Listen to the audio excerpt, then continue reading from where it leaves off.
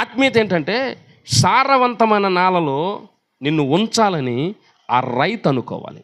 అందుకు దేవుడు నీతో మాట్లాడుతుంది. ఇలా నమ్మకం కలిగించి ఇలా ఒక ఆశ పుట్టించాలి. ఆ ఆశ ఏంటంటే నేను పరిశుద్ధుడిగా ఉండాలన్న ఆశ నీకు పుట్టించాలి. పరిశుద్ధుడిగా ఉండాలన్న ఆశ ఎవరికైతే పుడుతుందో వాళ్ళు షారోను పొలంలోనికి రావడానికి అర్హులు. షారోను పొలం దగ్గరికి వెళ్ళిన తర్వాత అక్కడ కొన్ని లిస్ట్ ఉంటుంది బోర్డు మీద. అవన్నీ తీరిగ్గా మనం చదువుకుని మనకున్న లక్షణాలు ఒకసారి పక్కన పెట్టుకుంటే ఏ ఒక్కటి మ్యాచ్ అవ్వదు. అది మన రేంజి. షారోను పొలములో పూసిన పుష్పము లాంటి దాన్ని అంటే ఏంటనుకుంటున్నారు? అంత విశిష్టత ఉన్నది. ఆత్మీయతలో అంత విశిష్టత ఉందండి.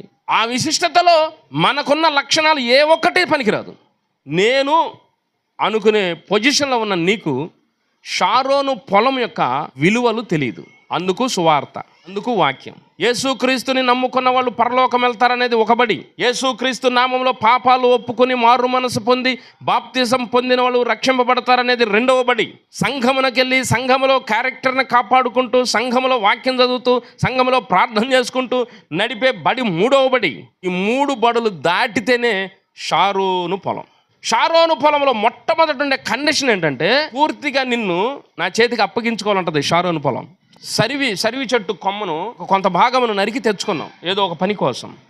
ఇప్పుడు మన చేతిలో అది ఉందా లేదా? చేతిలో ఉంది. మనం ఏం చేస్తాం? దానికి ఉన్న ఆకులని ఏం చేస్తాం చెప్పండి? నిర్దాక్షిణ్యంగా నరికి పడేస్తాం. చిన్న చిన్న కొమ్మలు ఉంటే కొమ్మలు ఏం చేస్తాం చెప్పండి? నరికేస్తాం. ఆకుల్ని నలిపేసాం. చిన్న చిన్న కొమ్మలు ఏం చేసాం చెప్పండి?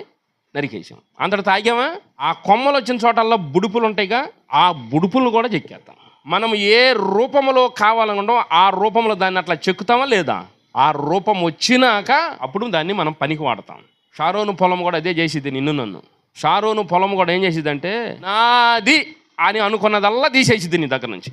నా కులం అన్నావంటే తీసేసిద్ది, నా చదువు అన్నావంటే తీసేసిద్ది, నా జ్ఞానము అన్నావంటే తీసేసిద్ది, నా బలము అన్నావంటే తీసేసి, నా బలగము అన్నావంటే నాది అని నువ్వు అనుకున్నావంటే నువ్వు నాకు పనికి రావంటాడు.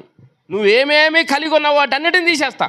నాకు ఎట్లా కావాలో అట్లా తయారు చేసుకుంటానికి నేను తీసుకున్నాను తప్ప నీకు ఇష్టమైన రీతిలో నేను ఉండను. నీకు ఇష్టమైన రీతిలో నేను నీకు పని చేయడానికి పిలుచుకోవాలని నేను నిన్ను నాకు ఇష్టమైన రీతిలో నిన్ను మార్చుకోవడానికి తెచ్చుకున్నా నేను. ఆమేన్.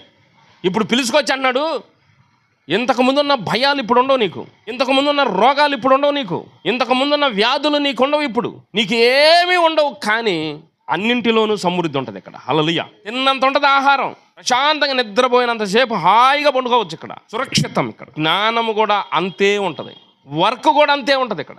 షారోను పొలములో పూయు పుష్పము వంటి దానను నేను అని చెప్పగలిగే దమ్మున్న క్రైస్తవుడే నిత్యరాజ్యం